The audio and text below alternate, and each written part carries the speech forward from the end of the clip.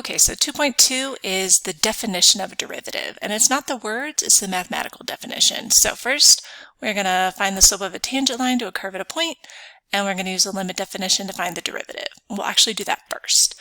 So the definition of a derivative allows you to find the slope. So we talked about that in the last section. It was that average velocity. The mathematical definition is something you'll memorize. So it's the limit. And by the end of this section, you will have this memorized. It's always h, that's how we can recognize it's being used. F of x plus h minus f of x, which is the original, all over h. That is something you will memorize. Provided the limit exists, we're not concerned with that right now. F prime is a function of x. So there are different ways to write the derivative, and you really use the original and you go off of that. So I'm going to put original up here. So if the original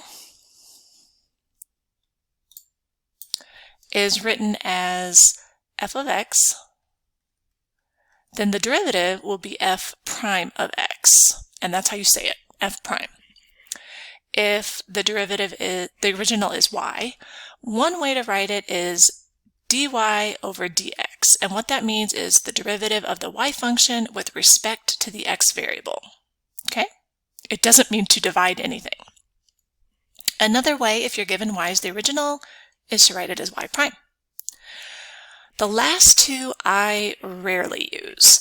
So if you're given the original function, they might write it like this in directions. You will see this being used by textbooks, the AP, things like that.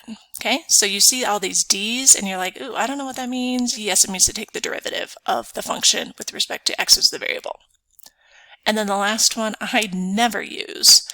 And I really only see this in textbooks. I don't see it so much on the AP exam. Dx, so take the derivative with x as the variable of the y function. Okay, so these are all the notations. So now let's learn how to use that derivative though. So if we want to find the derivative of a function, we're going to use that definition. So I always start out with it, limit h approaches 0, because you need to, especially the first time, you don't really know, like, what do I do with this? And you might have seen this in your secondary 3 class, but you might not have. So for this part, what that means is you're going to take the f function, and everywhere you see a variable, you're going to substitute x plus h. So I've got 2, and I'm going to replace x with x plus h. Everything else stays, okay? Now, we still have our limit, and we still have this minus. So now, this, because we're subtracting, we want to use parentheses. That's my original function. You're going to rewrite it. So minus 2x minus 3. This h will stay. Okay, so now depending on what you have, depends on what your cleanup is. So on this problem, I really just need to distribute the numerator. So we still have our limit to know that we haven't evaluated it yet. 2x plus 2h minus 3 all over h. Now we're going to look. I know these cancel. My 3's cancel. So I'm actually left with the limit as h approaches 0 of 2h over h. And because those are being multiplied, you can reduce. So I get the limit as h approaches 0 of 2. And so you have to remember back to limits. Since this was just a constant, I don't have anywhere to substitute 0. It's always going to be 2. So what that means is, since that's f, it means our derivative is equal to 2. Now, what did we say a derivative means? Well, a derivative is the slope. So let's look. If this is our original equation, what's the slope of that line? We've known that since secondary 1. And that's what they're saying here. Your answer should be 2 because that's the equation of a line. All right? So do you really have to do all of this work if you recognize that? Well, no. But I don't think most students would really understand that yet. All right. So let's do one that's a lot harder. Find the derivative of x cubed plus 2x. Now, from secondary 3, x cubed is a curving line, and it's going to do some other stuff, but this has different slopes. So this one won't just have one answer, okay? So really there is no shortcut for this problem. That's why we practice on the easier one first. So limit h approaches 0. I'm just rewriting the original because this is going to have a lot of work by it. We're going to use this whole space. It's going to get your math really, really, really strengthened. So I've got two places where I need to substitute the first part, x plus h. So I still keep my limit. I've got x plus h cubed and then 2x plus h. Okay? Minus, I need the original. All over h. Now, you cannot just distribute that cubed. So I'm going to do it up here because it's going to be a lot of work. That really means that we have x plus h times x plus h. I'm going to need to do that because you can only multiply 2 at a time. And I'm going to multiply that answer by our third x plus h. Okay?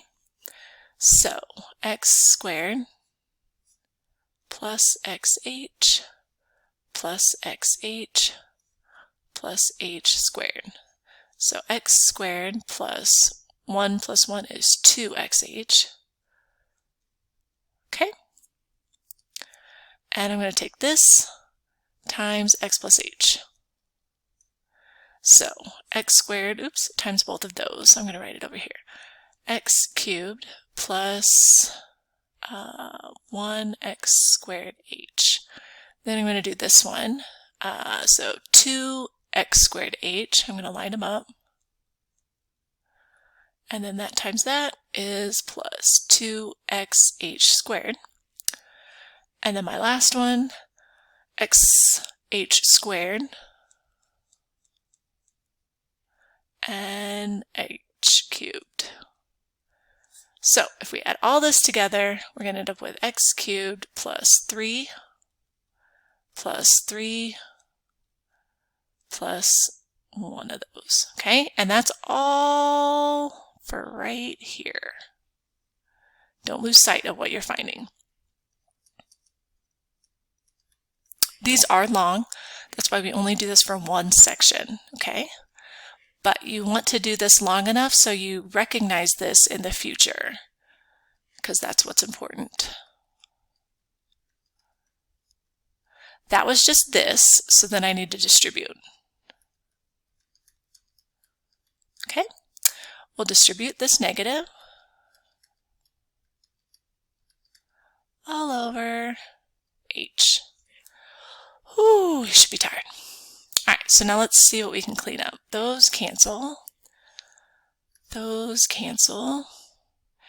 And I've got 1, 2, 3, 4 terms left, and you can take an h out of each of those. So the limit as h approaches 0, we've got 3x squared. Take one of those h's out, plus 3xh. Take one of those out, and one of those h's out. And so the h on the denominator disappears. So now, back to our limit techniques. Remember, if we can do direct substitution, we want to, and that's substituting for h. So keep that in mind. So it's h goes to 0.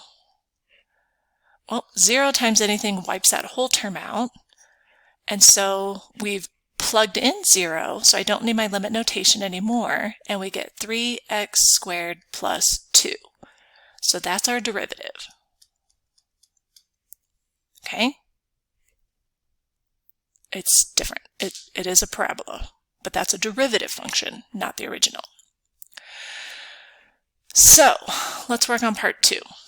It says find the equation of a tangent line.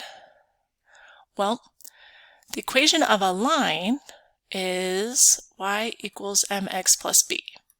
Okay? But if you have a free response question, you can leave it in point slope form. You don't have to clean this up. So I start with point slope form because that's the quickest, and time is what we're going for. Now, what we need is we need a slope and we need a point to use this equation. And we've got the point, and slope is what we just found, a general derivative. So we'll find a specific slope. So the specific slope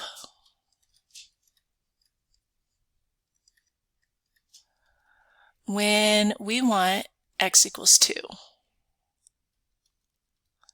means we take our derivative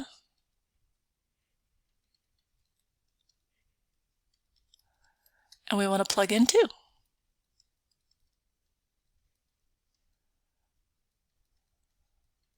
What's that? 12 plus 2, 14. So remember, that is our tangent slope. So I know my point. I've got x is 2, y is 12, and now I know my slope is 14. So y minus 12 equals 14, x minus 2. If this was a free response, you can leave your answer like that. If this is multiple choice, you just have to be flexible. They might have cleaned this up. Add 12.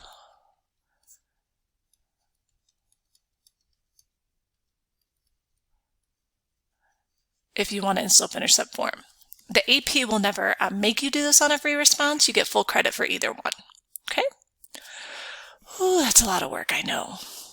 But you basically did 2 different concepts, and that's why we do the derivative, is so we can write equations of tangent lines. This is a pretty well-used important topic in Calc 1, finding equations of tangent lines. Okay? All right. We've talked about the formal definition of a derivative. This is just an alternative. So notice it looks like y minus y over x minus x because it is. So keep this in mind. It doesn't have the h, and it just looks different, but it does mean the same thing. So this definition is based on the formula for slope. That's why it looks a lot simpler. It's not the technical definition of a limit. It really is like the instantaneous slope. That's why it says 2 points that are infinitesimally close to each other, because we want our limit to be really, really small. It does require one-side limits exist and that they're equal. You won't really be checking this. There's another way that we check that. So it sounds really formal, but you won't do much with that. Okay? So focus on this problem. All right, try your practice and good luck.